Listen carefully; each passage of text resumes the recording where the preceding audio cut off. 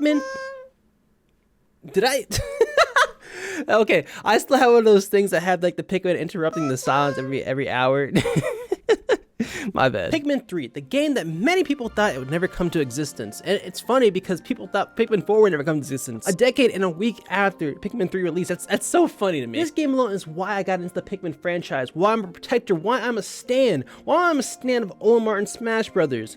Don't ask me why, it's kind of hard to watch him and protect him in gameplay, but you get the point. I received this game in 2013 of Christmas because there weren't many games coming out around that time, and my Wii U was still fresh, and I was pretty excited to play this game. It looked really exciting. It's weird because I didn't have an expression or like any interest in Pikmin. I think my parents just saw, oh, these cute little guys, like, and like, ah, he likes Wii U, and you know, we'll get it for them, you know. I've already expressed before of my interest in Nintendo Land and Smash Bros. On this channel. I'm actually doing this cool series called 12 Days of Gaming, which is based off of the 12 Days of Christmas.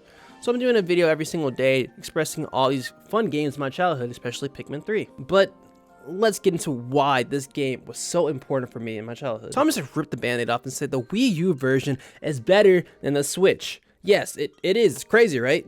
There are very few games that were remastered that were better on the Wii U than the Switch, but I believe Pikmin 3 is one of those games. Now, hear me out.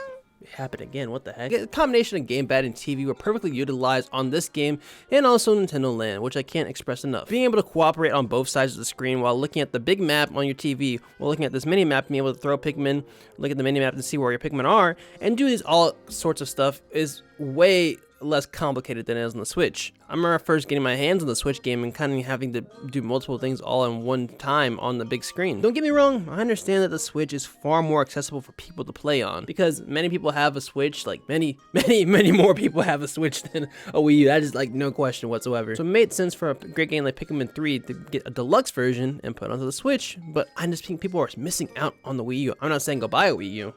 That'd be a bad financial decision, but he keeps coming at you. You gotta understand that it's just a charm to the Wii U that the Switch didn't have to it. One of the quickest things I liked about this game was the cast. It had 3 characters who, you know, are pretty awesome for the most part.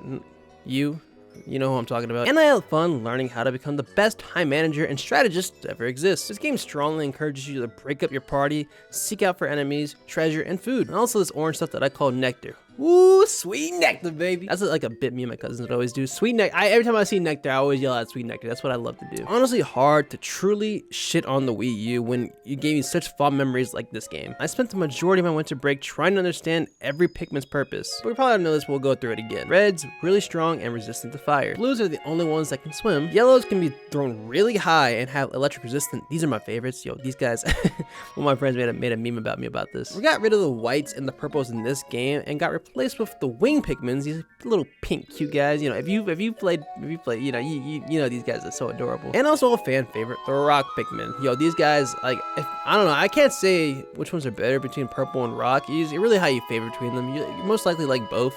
But, you know, you have a favorite one or two. Let me bring it back because the yellows are so cool, man. Like, I don't know what it was. I just vibe with them. If I had a little Pikmin army, that'd be crazy. Bros be digging from Spain all the way to Cancun. Say fuck you to electrical wires. Man, I wish I could do that too. I'd be transferring my electrical powers to, like, I wish I knew how to edit, do electrical effects. That'd be really cool. And these guys had a little special attachment to me. I birthed them. Like, literally, these are my children. These are my sons, daughters. They're like offsprings of me in a way.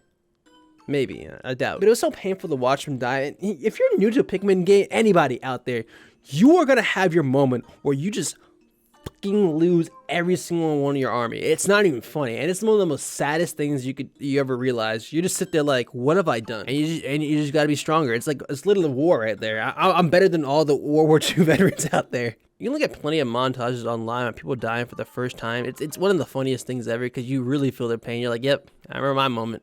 But before I go any further, let me talk about how scenic this game was. Listen, the Wii U didn't have the most precious, amazing graphics as its competitors. That's like no doubt about that. But there's just something about booting up the game originally and then seeing that clear, fresh water and just feeling a whole sense of zen. What made this adventure so great is that the charming music that went along with it. One of my favorite tracks within the game is Garden of Hope.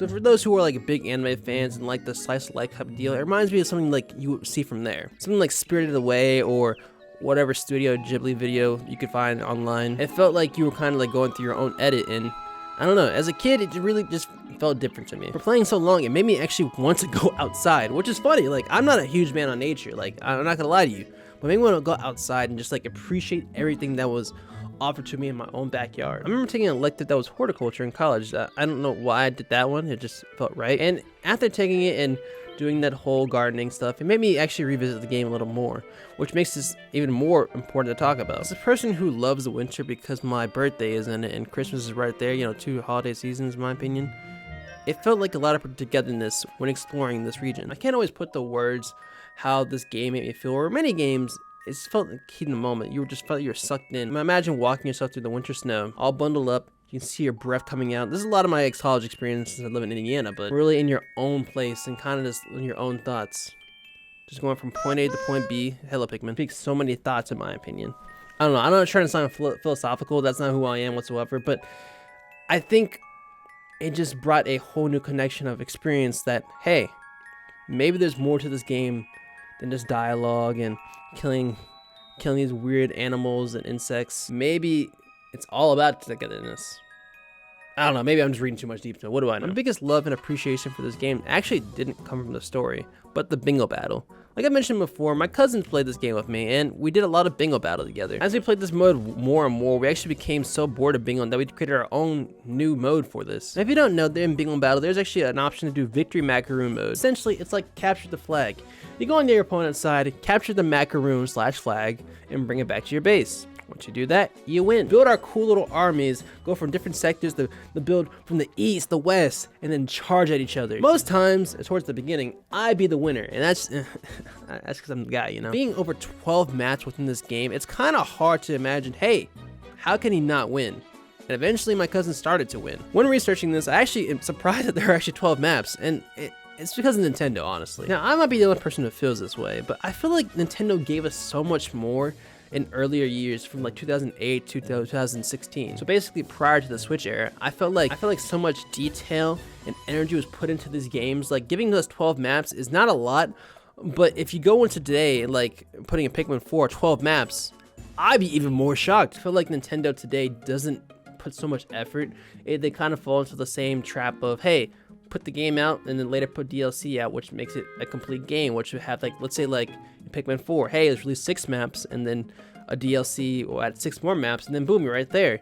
I don't necessarily hate it, but I really would appreciate them adding 12 maps to begin with. And that's why I guess I kind of feel like we're spoiled back then, even though it shouldn't be feel spoiled. I don't know. Maybe it's like are we getting gaslit? Moving off that tangent, I remember my favorite maps being the Rusted Labyrinth, Jigsaw Fortress, Bird Pond, Sandbox Kingdom, and the Corroded Maze. It was kind of hard to dislike any of these maps. A lot of them were really good, despite being a little bit small, a few of them. But the spice of it was the layouts would change every single time you played. Like, they're really hard, no matter what side you started on, to figure out what the layout would be. Because of all these diverse layouts, it led to endless amounts of fun. So much fun that I'd go back to die for. I find this game very sentimental to me, so much that I was excited to play Pikmin 4, and I have something to say. On my first playthrough, I didn't beat the game, didn't finish it, went about halfway through. I just wasn't enjoying it. I finished World 3, things were fun, but I don't know what it was, I just wasn't drawn into the game as much as I was for Pikmin 3. There are a few things that rubbed me the wrong way, which was the intro of the game. It felt like I was getting handheld so hard that I was like, okay, I played this game. I played Pikmin 1, 2, and 3 at this point. Let me do my thing. But it makes sense because the Switch is like a newborn system. You got to kind of think about it like this way. New people have not played video games, and this is their first game, especially a Pikmin game. So they're gonna have to give you a big tutorial along with it. But it wasn't just that, it's also the music. I felt the music from Pikmin 3 was really memorable, and just off of the few tracks I listened to, and even listening to the soundtrack, I just wasn't drawn in like I was beforehand. And I talked to my friends about this, and my friends who played Pikmin 1 through 3 actually enjoyed 3 the most, funny enough. I've heard a lot of people say Pikmin 4 is the best game. It is their favorite game, and maybe because it goes back to the original Pikmin 2 and 1 formula. I don't know, I like Pikmin 3, and I thought it was like a really good twist of how they kind of operated with your characters and the story along with it. So I appreciate what this series has to offer, and I hope that you do too. If you haven't played Pikmin 3 or any of the Pikmin games in the franchise, or just play Pikmin 4, I appreciate you watching this video. I hope you can recommend this video or the game series to everybody else. And this is how Pikmin 3 changed my life. Have a great day.